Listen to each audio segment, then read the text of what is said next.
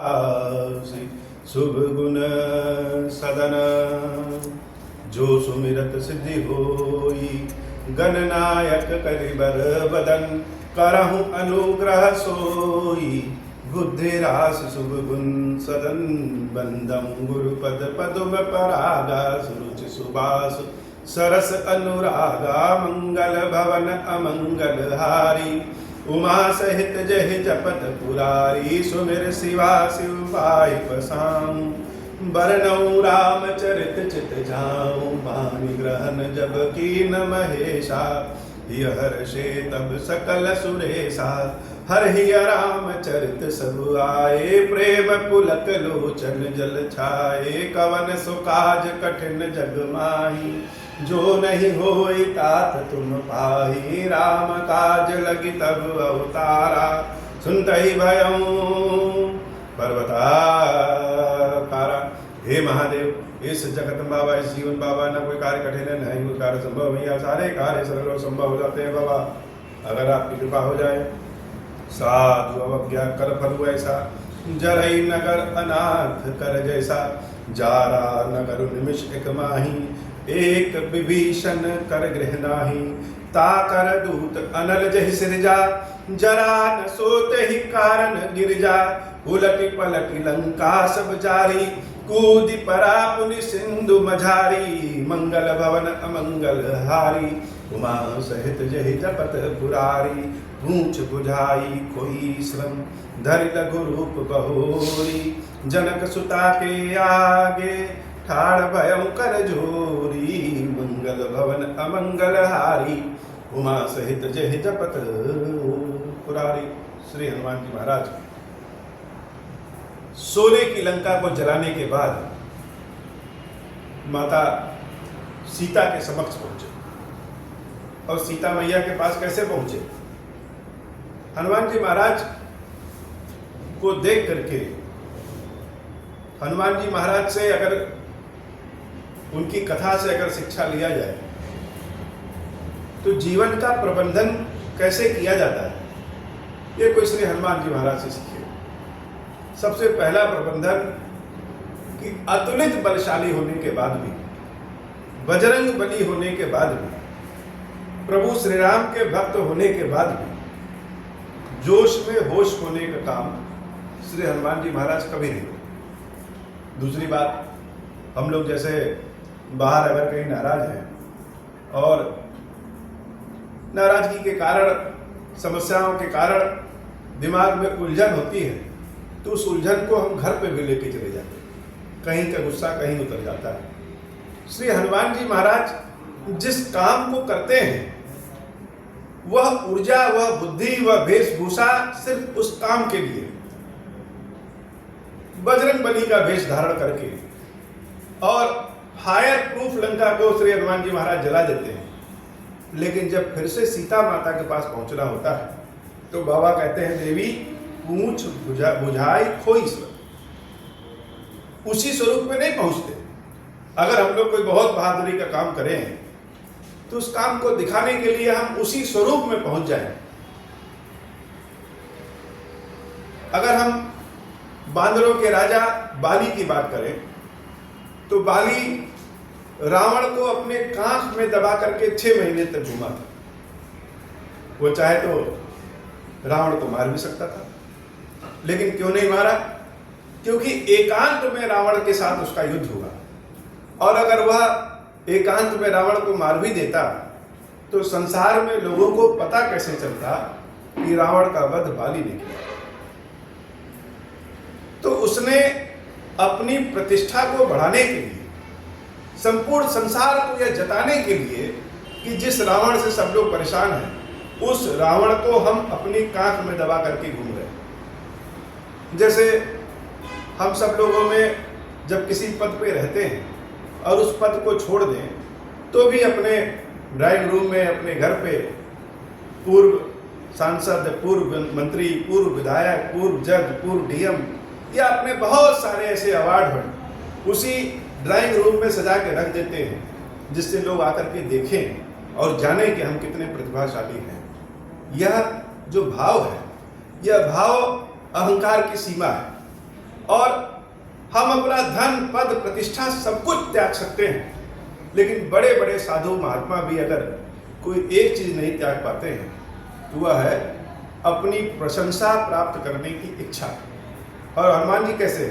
हनुमान जी महाराज तो शुरू में ही इस भावना को त्याग दिया। देवी सुरसा ने जब अपने बहुत बड़े रूप को बढ़ाया तो हनुमान जी क्या किए? सुरसा अर्थात अपने प्रशंसा प्राप्त करने की इच्छा। हम सब कुछ त्याग सकते हैं, लेकिन खुद की प्रशंसा प्राप्त करने की इच्छा का त्याग बड़े बड़े साधु महात्मा भी नहीं कर पाते हैं। हम जितना पद प्राप्त करते हैं, जितनी प्रशंसा प्राप्त करते हैं, हमारी इच्छा करती है कि और करते जाएं और करते जाएं। सुरसा अम्बा हनुमान जी के समक्ष मानो इसी रूप में पहुंची हूं, लेकिन हनुमान जी क्या? हनुमान जी की तो अपनी कोई प्रशंसा ही नहीं, न मान को न है न कोई अपमान है, अपने स्वामी की ही इच्छा है। तो देवी सीता के समक्ष जब पहुंचना हुआ, लंका को आग लगाने के बाद वो क्या करते हैं? पूंछ बुझाई खोई से पहले समुद्र में स्नान करते हैं, अपनी पूंछ को बुझाते हैं और थोड़ी देर आराम करते हैं, जिससे उनके चेहरे का शिकन जो काली कोडी लगी थी सब साफ सुथरा करके माता के समक्ष पहुंचना है। तो माता के समक्ष तो हम साधारण वेश में ही जा सकते हैं, चाहे कितने भी बड़े प्रतिभाशाली हो जाएं, बजरंगबली हो जाएं, कितने भी बड़े हो जाएं, लेकिन माँ के समक्ष अपना बड़प्पन लेके तो जा नहीं सकते। माँ के समक्ष तो सदैव अपने को छोटा बना करके ही जाना चाहिए। हनुमान जी महाराज का जीवन, हनुमान जी महाराज की कथा जीवन प्रबंधन को बताती है। सकल गुण निधानम, इसीलिए श्री हनुमान जी महाराज को कहते हैं जीवन में जितने गुण हैं वो सब श्री हनुमान जी महाराज के पास है। पूछ बुझाई खोई श्रम, धरि लघु रूप बहु। बहुत छोटा सा रूप बना करके, जैसे बच्चे बहुत बदमाशी करते हैं और घर में आते हैं तो एकदम सीधे बन जाते हैं, वैसे ही हनुमान जी महाराज बहुत सीधे और छोटा सा भेष बना करके माता जानकी के समक्ष पहुंचते हैं और जनक सुता के आगे ठाड़ भयों कर जोर। जानकी अर्थात जो जन जन की जान जाए, जो पक्षियों की भाषा, जो जानवरों की भाषा, जो पेड़ पौधों की भाषा, जो देवता ऋषि गंधर्व राक्षस मनुष्य जो जन जन की जान जाए वही जानकी है। मानस में एक बड़ी विविधता है, एक बड़ी अच्छी बात है कि मानस में जो शब्द जहां होना चाहिए उस शब्द का प्रयोग वही है। जनक सुता के आगे की जगह हम सीता के आगे ठाड़ भयों कर जोर भी लिख सकते हैं, लेकिन जनक सुता का अर्थ जो जन जन की जान जाए। हनुमान जी महाराज बानर भेष में जब जानकी मैया के समक्ष पहुंचते हैं तो उस बानर भेषधारी पुत्र की भी मन की बात जो जान जाए वह जानकी है। जनक सुता के आगे ठाड़ भयों कर जोरी, और उनके आगे खड़े होकर के बड़े सुंदर सा रूप बना करके माता जानकी से कहते हैं कि हे माता, माँ तुम मोहि दीजे कछु चीन्हा, जैसे रघुनायक। संदेश वाहक कौन अच्छा है? जो सिर्फ संदेश के शब्दों को न पहुंचाए, संदेश की भावना को भी पहुंचा सके। हनुमान जी महाराज कहते हैं हे माई, माँ तुम मोहि दीजे कछु चीन्हा। अब अगर ऐसे ही पहुंच जाएं और जाकर के राम जी के समक्ष, वानरी सेना के समक्ष कहें कि हम लंका जला करके आए हैं और जानकी मैया का पता लगा के आए हैं, तो लोग कहेंगे उसका सबूत क्या है? कोई तो प्रमाण होगा। कैसे माने कि तुम जिससे मिले हो वह जानकी ही है? कोई तरीका है? हनुमान जी विलक्षण प्रतिभा के धनी है। ज्ञानी नाम अग्रगण्य, ज्ञानियों में सबसे श्रेष्ठ है। इसलिए जानकी मैया से कहते हैं माई, मातु मोहि दीजे कछु चीन्हा, कुछ अपनी निशानी दीजिए। और कैसे दीजिए? जैसे रघुनायक मोहि दीना। जब हम यहाँ आ रहे थे तो मेरे प्रभु श्री राम ने जिस प्रेम भावना के साथ, जिस संदेश के शब्दों के साथ अपनी अंगूठी आपको देने के लिए कहा था, हे माता, उसी तरह से कुछ भी ऐसा संदेश दे दीजिए, कोई ऐसी निशानी दे दीजिए जो हम ले जाकर के प्रभु श्री राम को दे सकें। माता जो इतने दिनों से कष्ट में है, हनुमान को देखने के बाद आज कुछ समय के लिए इतने आनंद में है। अब हनुमान जी मांग रहे हैं कि दे दें, तो क्या दे दें? सीता मैया के पास मानो तो कुछ बचा ही नहीं है, दे तो क्या दें? तो माता के बालों में जो चूड़ामणि लगी हुई है, चूड़ामणि उतारी तब दयऊं हर्ष समेत पवन सुत दयऊं, उस चूड़ामणि को उतार करके जानकी माता श्री हनुमान जी महाराज को देती हैं। और हनुमान जी महाराज कैसे लेते हैं? हर्ष समेत पवन सुत ले। पार्वती मैया से भगवान शंकर कहते हैं, देवी हनुमान की विविधता में एकता, हनुमान का गुण, हनुमान की भक्ति अद्भुत है। और हनुमान को हनुमान बनाने वाला कौन है? हनुमान को हनुमान बनाने वाले तो स्वयं देवी जानकी है। इतने आनंद के साथ, हर्ष के साथ क्यों? वो जो संदेश मिला चूड़ामणि के रूप में, वह संदेश ही बहुत था। श्री हनुमान जी महाराज बड़े हर्ष के आनंद के साथ उसको ग्रहण करते हैं। और जानकी मैया ने श्री रामचरितमानस में जितने भी चौपाई दोहे लिखे हुए हैं, सब एक से बढ़कर एक, सारे प्रकरण एक से बढ़कर एक। लेकिन यहाँ पे जानकी माता जो कहती है, वह ऐसी प्रार्थना है कि बहुत सारे भक्तों के हृदय से एक प्रकार है, कभी ना कभी यह बात निकली जाती है। मानो कि जानकी मैया, हम सब भक्त कैसे होते हैं? अगर मानस ना रहे बाबा तो हम लोग तो गूंगे हैं। भगवान श्री राम की स्तुति करनी हो तो कोई न कवितावली याद है, न दोहावली याद है, न संस्कृत के कोई वचन याद है, और ना ही ऐसी कोई प्रतिभा है कि भगवान के प्रशंसा में, भगवान की बड़ाई में दो चार शब्द लिख सके। गूंगे हो जाएंगे। भगवान की आरती स्तुति करनी हो, भगवान को प्रसन्न करना हो, तो मेरे पास तो कोई शब्द ही नहीं है महादेव जिस शब्द से अपने हृदय की भावना आपको बता सके और आपकी सेवा पूजा कर सके। देवी जानकी ने जो बात कही हनुमान जी महाराज से, वो पूरे मानस में सबसे ज्यादा हृदय स्पर्शी बात है। और वह बात हम सब के लिए भी वैसे ही है। माता जानकी, हनुमान जी महाराज तो हर्षित है, लेकिन जानकी मैया रोते बिलखते हुए, और रो कैसे रही? रो ऐसे रही है कि होंठ उनके फड़फड़ा रहे हैं, आंखों में आंसू भरे हुए हैं, अपने कष्ट को बताना चाहती हैं, लेकिन बताएं तो कैसे बताएं? माता कहती है, कहूं तात अस मोर प्रणाम,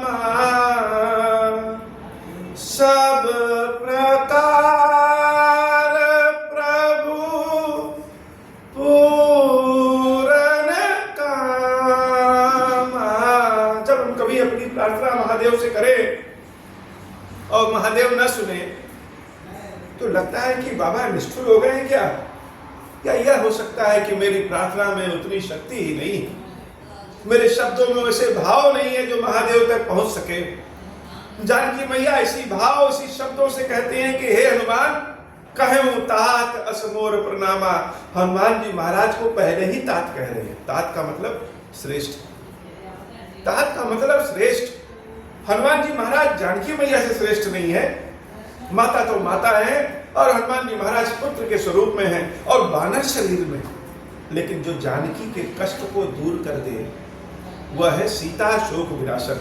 हनुमान जी के कई नामों में एक नाम बहुत जो उनको प्रिय है, सीता शोक विनाशन। यह हनुमान ही है जो जानकी के कष्ट को दूर किए, इसलिए श्रेष्ठ है। जंगल में जब लक्ष्मण भैया और राम जी के साथ जानकी मैया वृक्ष के नीचे रुकी थी तो बहुत सारी औरतें आई, जंगली औरतें, जो देवी जानकी के चरण को पकड़ती और आशीर्वाद देने की जगह उनसे प्रार्थना करती कि अब जब कभी दोबारा आना तो हमको भूल न जाना। हम कभी कभी चरण तो अपने से छोटों के पकड़ते हैं लेकिन आशीर्वाद चाहते हैं। जानकी मैया हनुमान जी इसको तात कह रही है और तात कह रही, कहूं तात अस मोर प्रणामा। हे श्रेष्ठ, मेरा ऐसे ही जाकर के मेरे राम से प्रणाम कर देना और प्रणाम कह के कह देना, सब प्रकार प्रभु पूरन कामा। राम कभी यह नहीं सोचेंगे कि राम जानकी की इच्छा को पूरा नहीं कर पाए इसलिए जानकी उनसे दूर हो गई। राम कभी यह नहीं सोचेंगे कि इस ओर इतना बड़ा प्रतापी राजा रावण और उस ओर अकेले राम, तो राम इस जानकी को सुख नहीं दे सकते, इस जानकी की रक्षा नहीं कर सकते। राम कभी ऐसा नहीं सोचेंगे। बहुत बार होता है कि हम अपने प्रिय से जब बिछड़ जाए तो अकेले होकर के अपने मन की शक्ति, अपने तन की शक्ति, अपने विचार की शक्ति, सारी शक्ति खो देते। जानकी मैया को डर है कि कहीं ऐसा तो नहीं कि मेरे विरह में राम अपनी सारी शक्ति खो दिए हों और सोच रहे हैं, जैसी कथा हम लोग सोचते हैं, सुनते हैं कि मायावी हिरण का वध किया प्रभु श्री राम ने और जानकी का हरण रावण ने कर दिया।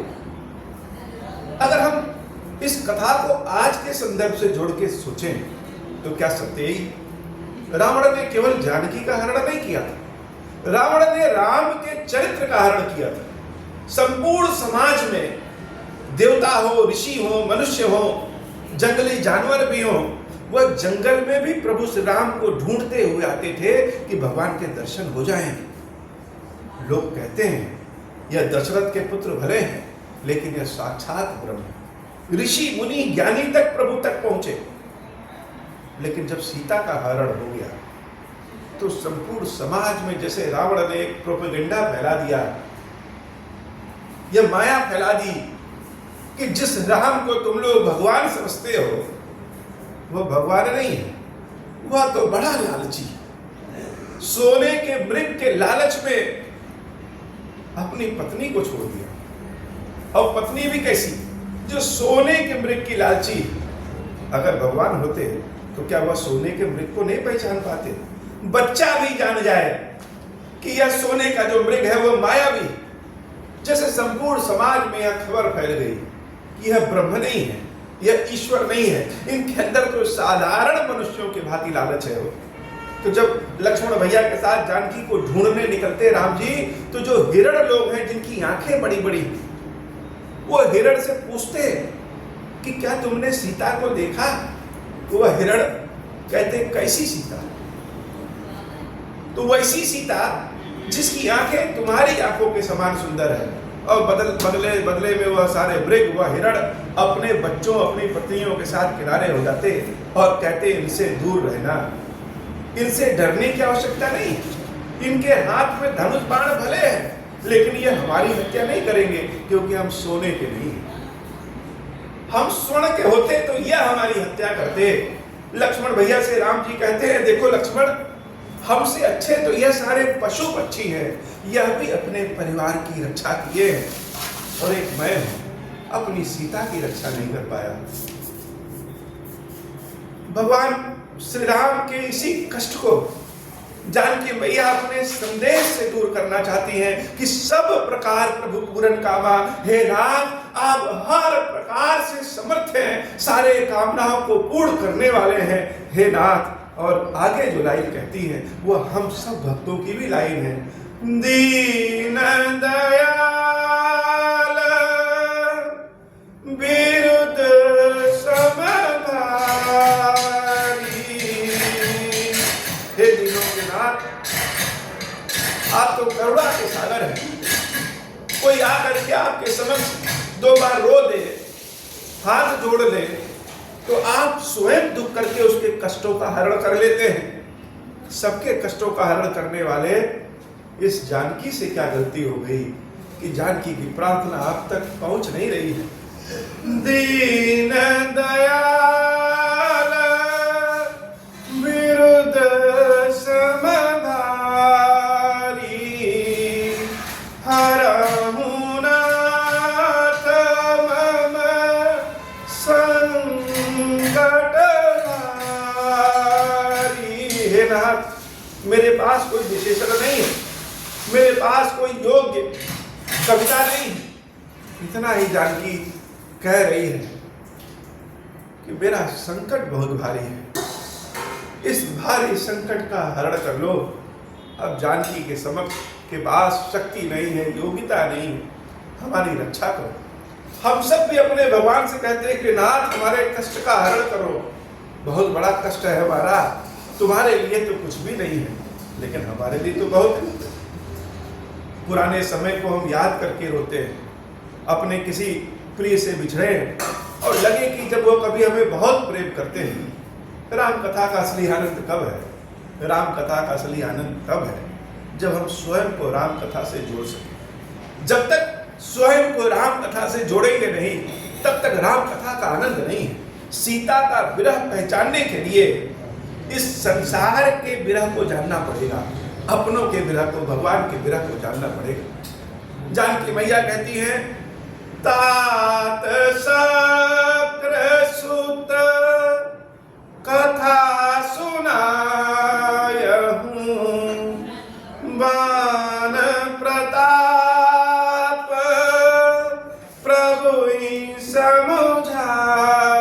समझायहूं। जाकर के मेरे राम से इतना कह देना हनुमान कि शक्रसुत की कथा सुनिए, शक्रसुत की कथा याद करिए। आपके बाण के प्रतापों में कमी नहीं। हो सकता है कि राम कष्ट में हो और उनको लगता हो कि मेरे बाणों में इतना प्रताप ही नहीं, तो शक्रसुत की कथा सुना दीजिएगा। यह शक्रसुत की कथा क्या है? इंद्र का पुत्र के मन में एक बार ऐसे भावना आ गई, जब उड़ता हुआ चलता हुआ जा रहा था, तो उसने जब जंगल में जानकी और राम को एक साथ देखा तो उसके मन में यह भाव आ गया, यह राम ईश्वर हैं भी कि नहीं।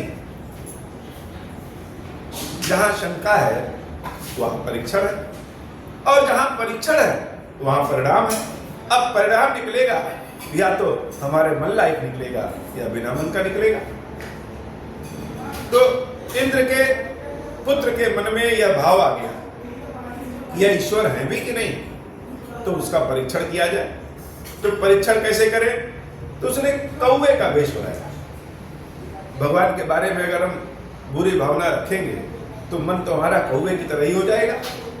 चांडाल पक्षी कौवे का वेश बनाया और जाकर के जानकी मैया के पांव में खरोच मार दी। जब खरोच मार दी तो भगवान ने क्या किया, उसी स्थान पर बैठे हुए एक सीख उठाया, बाण का भी अनुसंधान नहीं किया, उस सीख को ही अपने बाण पर चढ़ा करके उस इंद्र के पुत्र जयंत के पीछे कर दिया।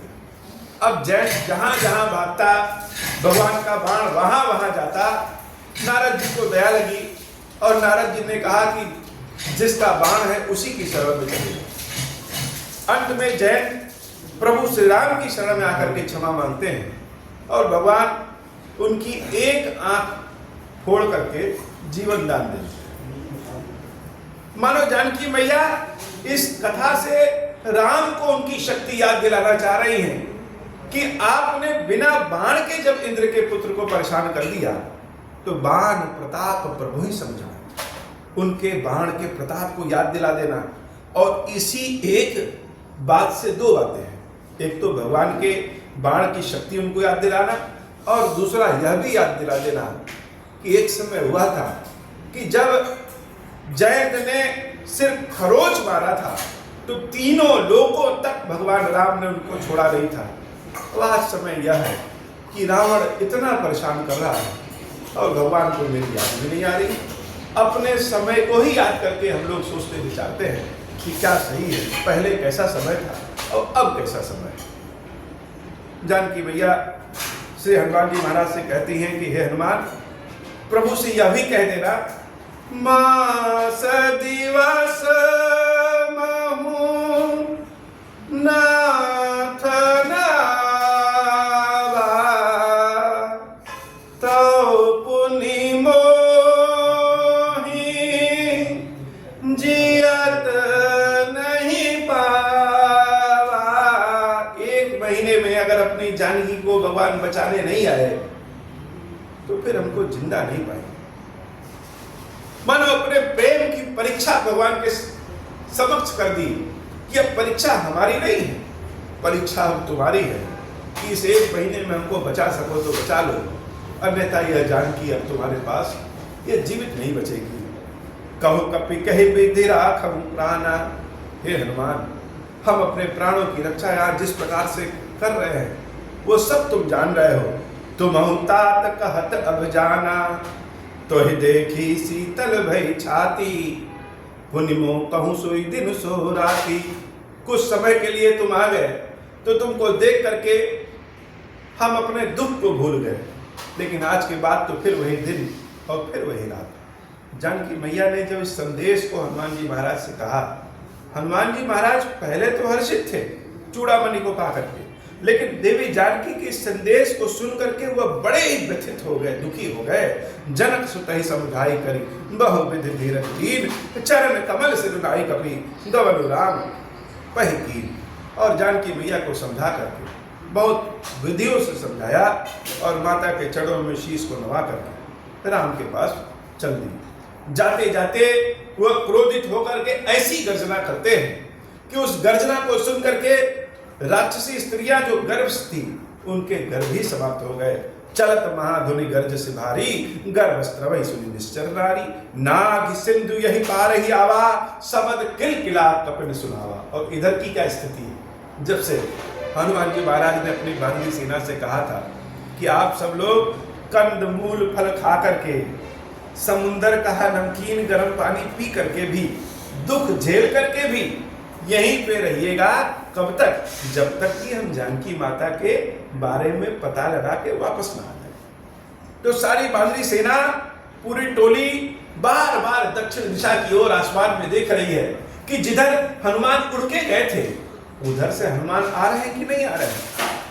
लोगों की दृष्टि मानो दक्षिण दिशा में आसमान पे ही है, और अचानक से एक बानर देख रहा है कि अरे उधर से तो हनुमान जी महाराज उड़ते आ रहे हैं। नाग सिंधु यही पार ही आवा, उस सबल किलकिला कपिन सुनावा। जितने बानर होते हैं उन बानरों का एक विशेष शब्द होता है, विशेष आवाज होती है जो खी खी करके कहते हैं। और दूर से ही जब हनुमान जी महाराज को उड़ते हुए देखे सारे बानर, तो कोई किसी से कुछ कह पूछ नहीं रहा। उनको देख करके ही सारे बानर जान गए कि हनुमान जी महाराज कुछ गुड न्यूज लेकर के आ रहे हैं, कुछ बहुत अच्छी समाचार लेकर के आ रहे हैं।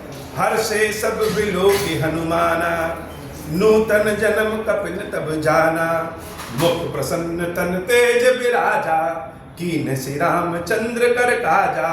मिले सकल अति भये सुखारी, तलपत मीन पाव जिमि बारी। चले हर्षि रघुनायक पासा, पूछत कहत नवल इतिहासा। मंगल भवन अमंगल हारी, उमा सहित जहि जपत पुरारी। मंगल भवन अमंगल हारी, उमा सहित जहि जपत पुरारी। सारे बानर जो मरणासन स्थिति में थे, हनुमान जी महाराज को देखते हैं तो नूतन जन्म पा जाते हैं। हनुमान जी महाराज जिसके जीवन में प्रवेश कर जाए हो, जिसको हनुमान जी दिख जाए, हनुमान जी की कृपा जिसको दिख जाए, हनुमान जी की कृपा जिसको प्राप्त हो जाए जीवन में, उसको नया जीवन प्राप्त हो जाता है। हम खुद भुक्त भोगी हो। हनुमान जी महाराज की कृपा से ही बाबा खीरेश्वर महादेव जी की सेवा भक्ति प्राप्त हुई है। तो जैसे ही हनुमान जी महाराज को सब देखते हैं, क्या होता है? नूतन जन्म कपिन तब जाना, मुख प्रसन्न तन तेज विराजा। हनुमान जी किसी से कुछ बोल नहीं रहे, लेकिन उनको देख करके ऐसा लग रहा है कि जैसे उनके मुख पे प्रसन्नता है। जब हम कोई काम में सफल हो जाते हैं तो हमारे तो मुख पे प्रसन्नता हो जाती है। तो ऐसे ही हनुमान जी महाराज के मुख पे प्रसन्नता है और शरीर में एक तेज है। इधर से जैसे हनुमान जी गए थे और उधर से जो आए हैं, दोनों में बड़ा अंतर है।